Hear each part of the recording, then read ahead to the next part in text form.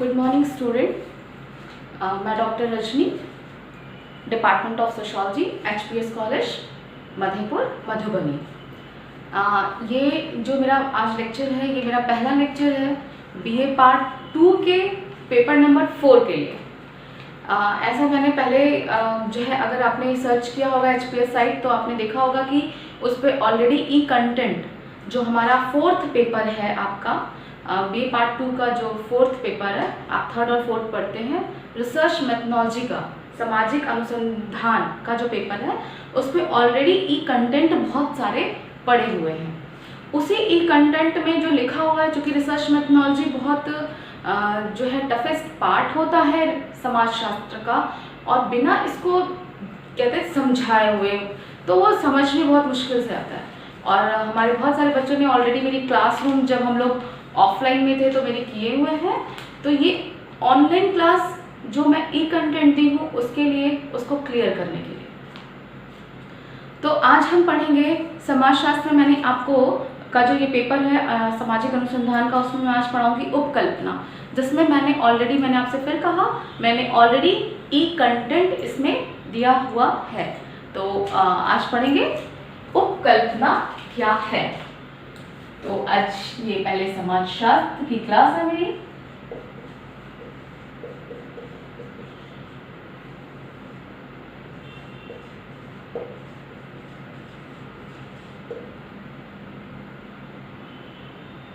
बच्चों, ये ऑफलाइन में आपने अभी तक पढ़ा, ये ऑनलाइन क्लास है, तो कोई प्रॉब्लम हो तो आप हमें बेझिझक बताएं कमेंट बॉक्स में।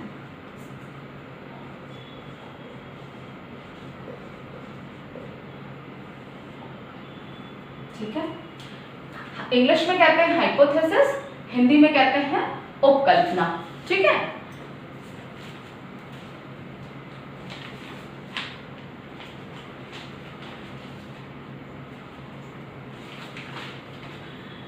अब ये उपकल्पना क्या है, देखिए, अगर हम इसको काटें, अगर इसको ब्रेक करके छोटा सा पढ़ें तो यहां लिखा हुआ है, एक शब्द है उप और दूसरा क्या है, कल्पना। अब उप मतलब होता है पहले, और कल्पना तो नॉर्मल सा शब्द है जिसको हम लोग कहते हैं ना कि कल्पना कर रहे थे कि ऐसा हो जाता, कल्पना कर रहे थे कि अभी कोविड खत्म हो जाता, वायरस मर जाता और सब चीज ट्रैक पर आ जाती, बट ये कल्पना है। तो कल्पना मतलब हम जो कल्पना कर रहे हैं, जो हुआ अभी है नहीं, घटित नहीं हुआ है, बट हम ऐसा मान रहे हैं। सेम चीज उपकल्पना का भी होता है।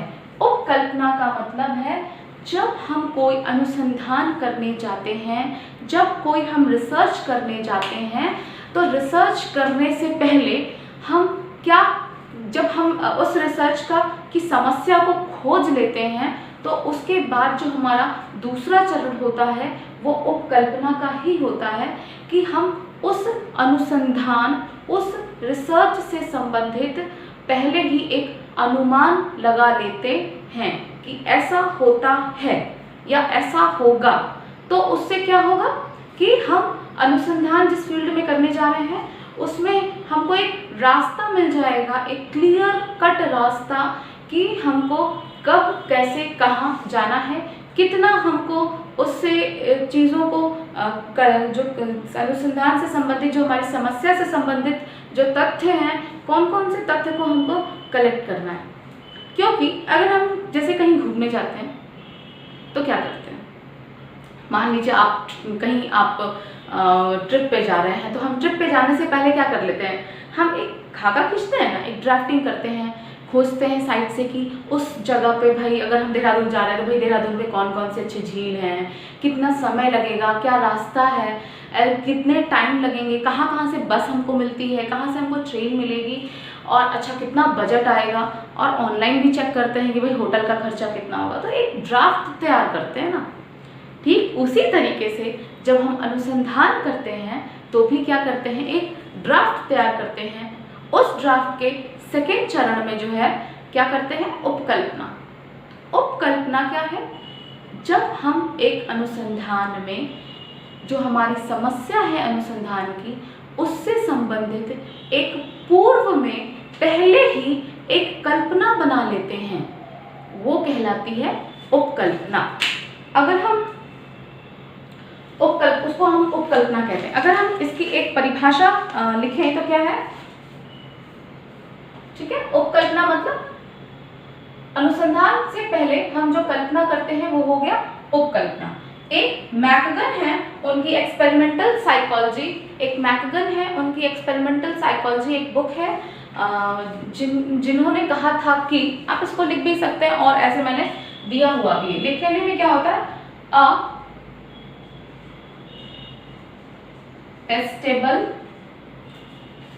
Testable statement of a potential relationship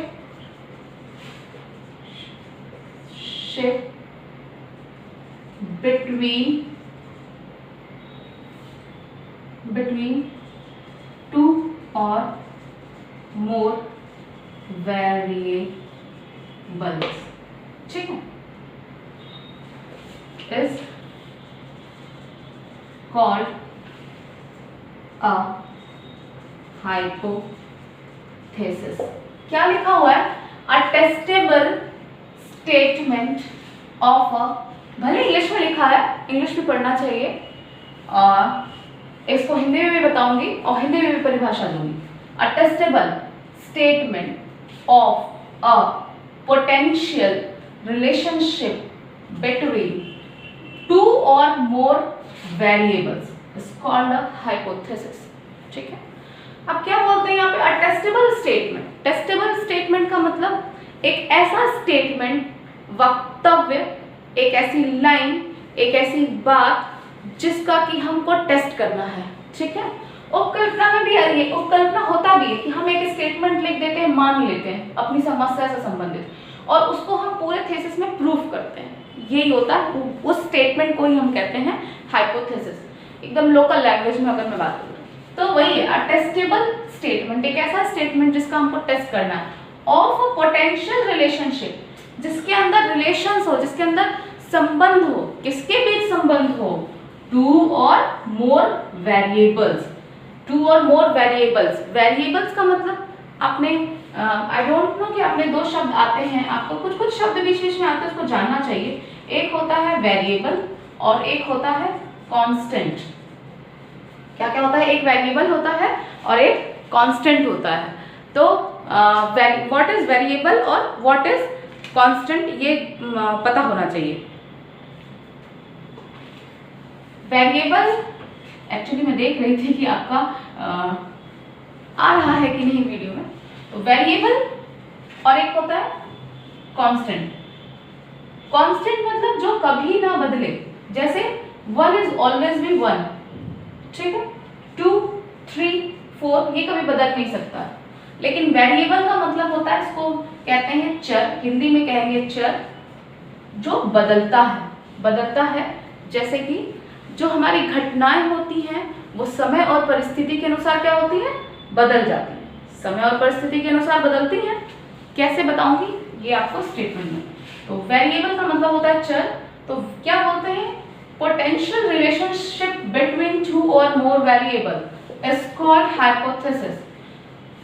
2 या 2 से अधिक जो भी हमारे चर हैं उनके बीच एक अच्छा रिलेशनशिप, एक संबंध होता है, और वह जो स्टेटमेंट होता है जिसके अंदर 2-3 चर होते हैं, 2 या 2 से अधिक चर होते हैं, उनका हम टेस्ट करते हैं। तो क्या हो गया hypothesis, a testable statement of a potential relationship between 2 और मोर variables is called a hypothesis. अब जरा हिंदी में किसको समझ लें क्या है। अगर हम इसी सेम सेंटेंस को हिंदी में लिखेंगे तो क्या लिखाएगा, सेम सेंटेंस को अगर हम हिंदी में लिखेंगे तो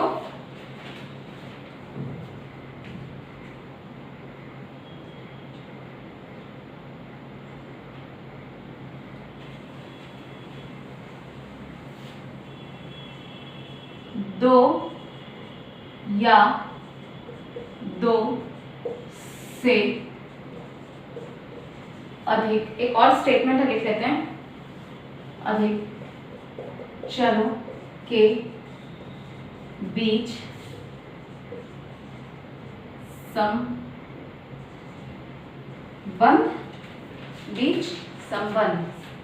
चरों के बीच एक संबंध का होना। वो जो स्टेटमेंट लिखा था उसी का है, मैंने उसको हिंदी में ट्रांसलेट कर दिया। ये चरों के बीच एक जांचने योग्य और चरों के बीच जांचने योग्य एक कथन,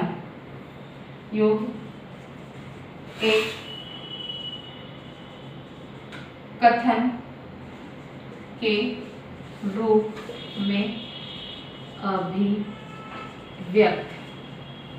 में अभिव्यक्त की जाती है। ठीक है, तो ये जो हाइपोथेसिस है इसमें दो इंपॉर्टेंट बात होती है। क्या? एक तो दो या दो से अधिक चर होते हैं, और दूसरा इनके बीच कुछ ना कुछ संबंध होता है, और तीसरी इंपॉर्टेंट बात ये है कि इन्हीं स्टेटमेंट, ये जो चर होते हैं इन्हीं का हम क्या करते हैं, टेस्ट करते हैं। शुरू में लिखा था ना, और एक ऐसा स्टेटमेंट जिसको कि हम टेस्ट करते हैं।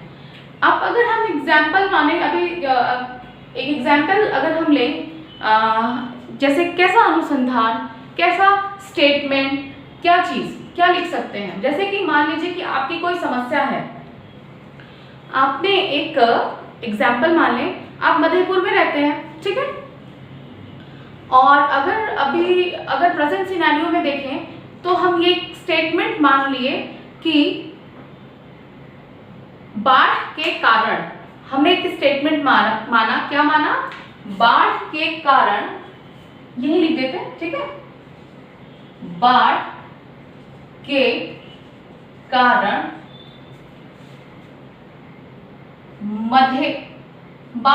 कारण HPS कॉलेज में स्टूडेंट 2 महीनों स्टूडेंट्स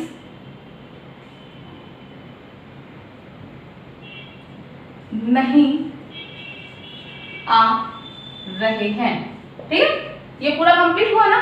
क्या लिखा, बाढ़ के कारण हम, कोई मेरी समस्या है, एक मान लीजिए मैं रिसर्च करने जा रही हूँ कि भाई बाढ़ आती है हर साल, इसलिए स्टूडेंट्स जो होते हैं उनकी संख्या बीच के कुछ महीनों में बहुत कम हो जाती है। ठीक है, तो मैंने किस स्टेटमेंट, एक हाइपोथेसिस या उपकल्पना बना लिया। क्या बना लिया कि बाढ़ के कारण HPS कॉलेज में स्टूडेंट्स नहीं आ रहे हैं। हमने मान लिया कि नहीं आ रहे, लेकिन हो सकता है कि बाढ़ के कारण नहीं आ रहे हो सकता है कि कोरोना के डर से ना आ रहे हो सकता है कि भाई उनकी आर्थिक स्थिति खराब हो गई हो, ना आ रहे हो सकता है वो बीमार है, या हो सकता है कि वो सालों भर नहीं आते। मान लीजिए किसी दो समय में हमारे यहाँ हम ये देखना चाहेंगे कि भाई जुलाई से लेके अक्टूबर तक इन 6 महीनों में संख्या कम है या ज्यादा है, तो क्या आएगा भाई 2-3 महीने तो मई, जुलाई, अगस्त, सितंबर तक पूरी बाढ़ का एरिया रहता है, तो 3 महीने तो ऑलरेडी बच्चे नहीं आते हैं। तो क्या आएगा, क्या बाढ़ के कारण नहीं आ रहे हैं या ऑलरेडी नहीं आते हैं, बहुत सारे रीजंस होते हैं। लेकिन हमने एक मान लिया कि भाई बाढ़ के कारण HPS कॉलेज में जुलाई से सितंबर तक स्टूडेंट्स जुलाई से सितंबर तक नहीं आ रहे हैं, या कह सकते हैं नहीं, कम आ रहे हैं, ये ठीक रहेगा, कम आ रहे हैं। तो इसमें क्या हो गया कि अब आप कहेंगे कि चर क्या होता है। चर मतलब जो बदल रहा है, जैसे कि स्टूडेंट्स का कम आना, ये बदल भी सकता है। अगर बाढ़ ना आए तो ज्यादा भी हो सकती है, या हो सकता है कि बाढ़ है लेकिन सब चीज उपलब्ध हो, साधन उपलब्ध हो, और तो बच्चे, और या फिर एग्जाम हो, या फिर किसी कारणों से वो बदल भी सकती है, या फिर जो पास में बहुत सारे बच्चे हो जो कि पास में रहते हो तो वो बदल भी सकता है। आज व्हीकल की प्रॉब्लम है, कल ना हो, तो ये समय और परिस्थिति के अनुसार इसमें बदलाव भी हो सकता है। ठीक है, तो वो बदल, तो चर मतलब होता है जो बदल जाए समय और परिस्थिति के अनुसार, तो चर। तो इसमें देखिए कितने चर हैं, एक तो बाढ़ हो गया वेरिएबल, एक एचपीएस कॉलेज हमारा एरिया फिक्स हो गया, स्टूडेंट्स हमने सिर्फ विद्यार्थियों की बात करनी है और किसी की नहीं करनी है, और हमारा टाइम भी जुलाई से सितंबर तक क्या हो गया, ये बिल्कुल रिजिड हो गया कि हमको ये कांस्टेंट इसको कहेंगे कि ये बदल नहीं सकता, हमको इसी 4 महीनों की बात करनी है या जुलाई अगस्त सितंबर इन 3 महीनों की बात करनी है। तो क्या कहते हैं, 2 या 2 से अधिक चरों के बीच एक संबंध का होना। अब बाढ़ है संबंध और स्टूडेंट्स भी हैं, कम आना, इन सब के बीच आपस में संबंध है, क्योंकि बाढ़ नहीं रहेगी तो क्यों नहीं आ रहा है उसके डिफरेंट हो सकता है। मैं उस पर रिसर्च नहीं कर रही हूँ, मेरा प्रॉब्लम क्या है, मेरी समस्या है कि बाढ़ आने के कारण एचपीएस में बच्चे कम आते हैं, ये हमारी समस्या है। तो 2 या 2 से अधिक जो चर होते हैं उनके बीच एक संबंध है, ठीक है। दूसरी बात जो थी हाइपोथेसिस की वो ये है कि चरों के बीच जांचने योग्य एक कथन के रूप में अभिव्यक्त की जाती है, इसी को कहते हैं उपकल्पना। और ये क्या है, एक स्टेटमेंट है जिसको कि हम पूरे रिसर्च के दौरान क्या करेंगे, इसको हम लोग टेस्ट करेंगे। और कैसे करेंगे टेस्ट, वो भी मैं बताती हूँ।